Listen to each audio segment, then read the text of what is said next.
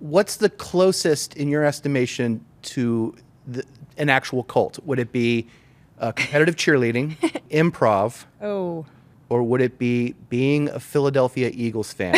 Certainly the last one there, yeah. You think? Yeah. That's actually, I should have said I am in a cult. I would have thought improv. I feel like you look at Jonestown, it's very much a yes and vibe.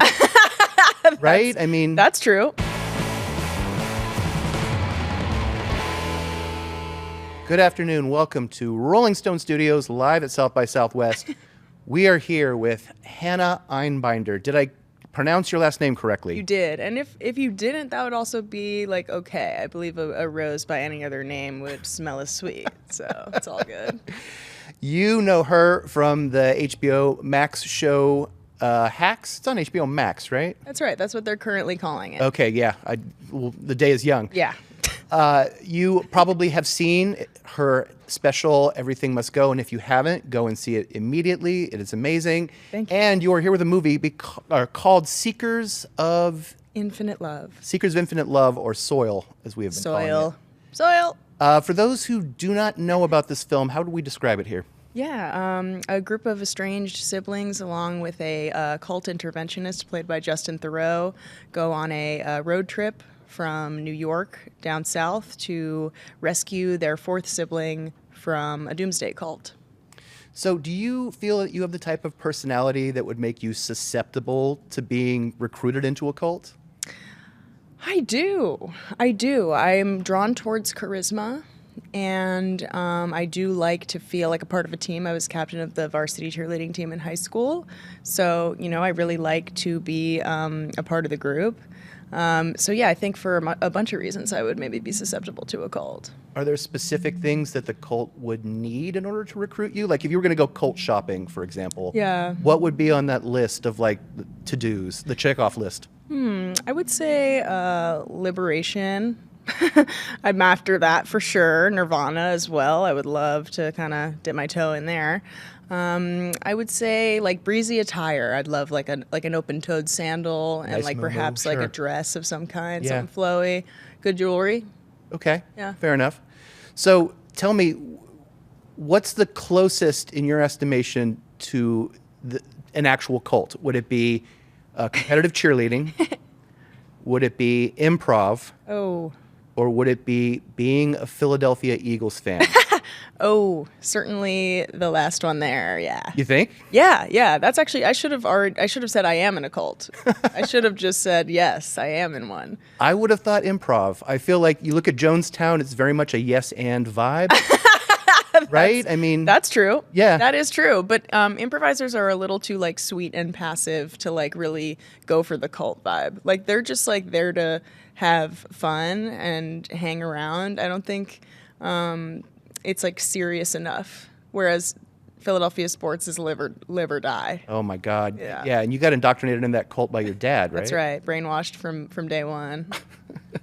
How is your relationship with your siblings? And the reason I ask this is, do you think that they would actually go on a road trip to rescue you from a doomsday cult? I mean, you don't have to answer right away. Think about this. I do think my siblings would. I have 5 siblings. Yeah. I have 4 step siblings and 1 biological, but they're all my blood to me. And I know they would love any excuse to kind of get the band back together.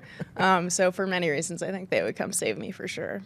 I know this is a bit of a chicken or an egg question, but remind me what came first. Was it stand-up and then improv, or was it improv that led into stand-up? I did improv in college, not very well, I will add, and then I started doing stand-up my senior year. When you hear comedians talk about the different schools, and obviously, I mean, you've been on the Mark Maron podcast, so you know he has a lot of thoughts and feelings about improv versus stand-up.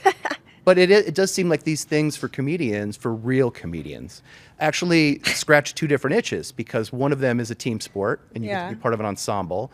And the other thing, it's just you and a light, maybe a stool, possibly a bottle of water. Yep. And then you're just going for it. It's all you up there. Yeah. So do those things scratch those 2 different creative itches for you? I would say so. I mean, like, I started in improv and I loved the team aspect of it.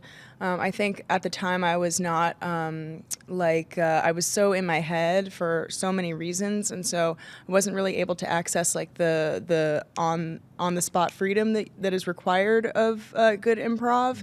But I knew that I was funny, and so that's why I gravitated towards stand-up, because it was much more appealing to me to be able to prepare absolutely every single word and be thoughtful about every single detail, and that's kind of how I gravitated more towards that. And I think since doing stand-up, I have gotten more comfortable to be free and to improvise on stage. And so coming into acting, it's like stand-up kind of led me back to that group performance space, and I feel really, really comfortable with that too. So it's all really good, yeah. How long did it take you to craft that hour that ended up becoming Everything Must Go? I think like 7 years. It was like that long. Yeah, it was like the culmination of just like my entire body of work, like as a stand-up comedian. Some of those jokes were in the special were like, I think one of those jokes is one of the first jokes I ever wrote. Oh wow. Yeah, so like I had been kind of crafting it for some time. I'm not like a particularly prolific comedian. I don't really like churn gold. What do you mean, 7 years for an hour? It seems pretty prolific to me.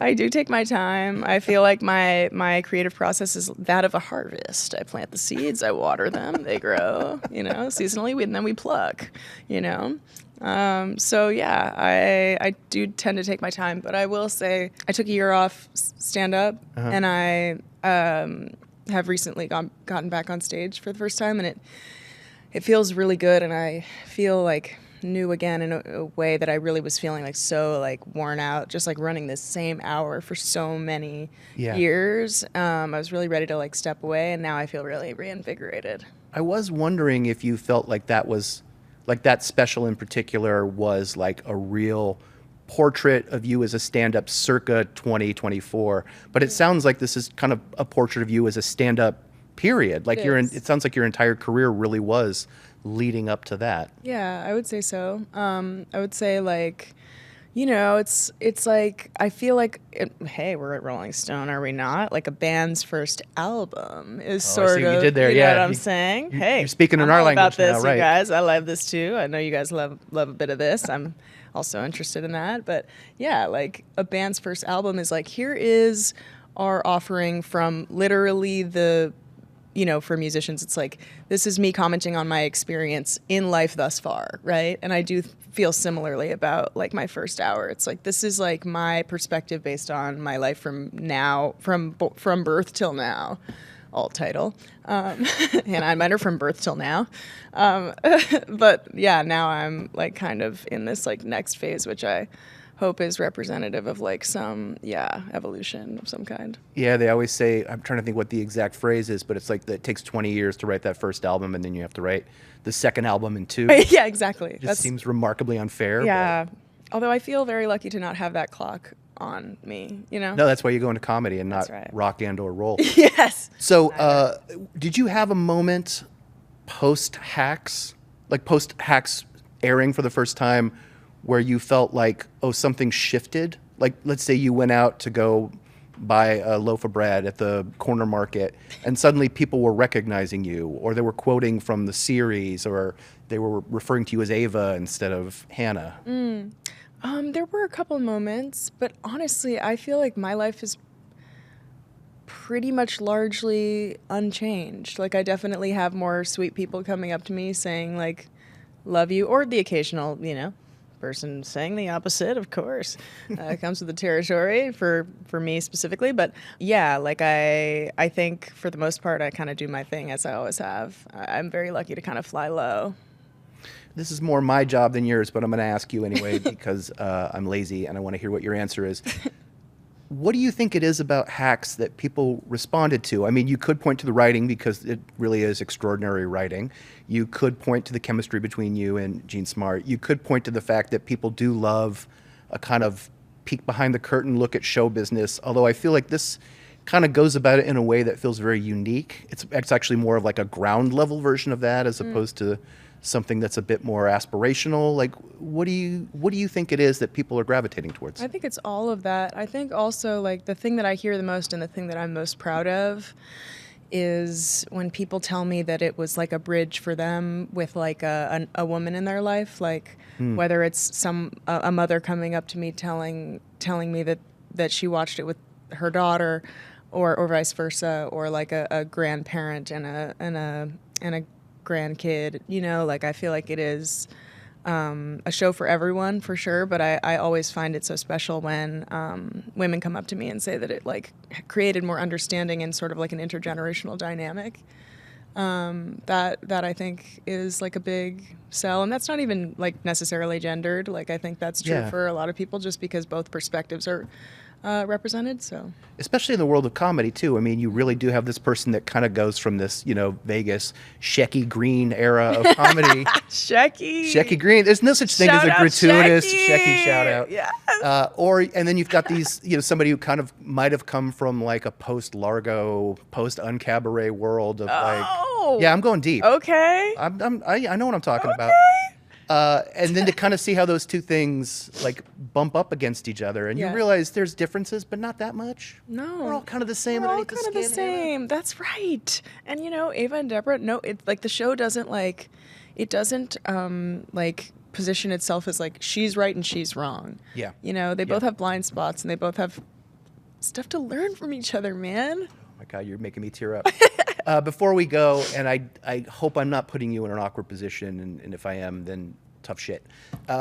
There is nothing that I look forward to more than a new movie by Jane Schoenbraun. Yay! I think the only thing that would make me look forward to it more is if it was called Teenage Sex at Death at Camp Miasma.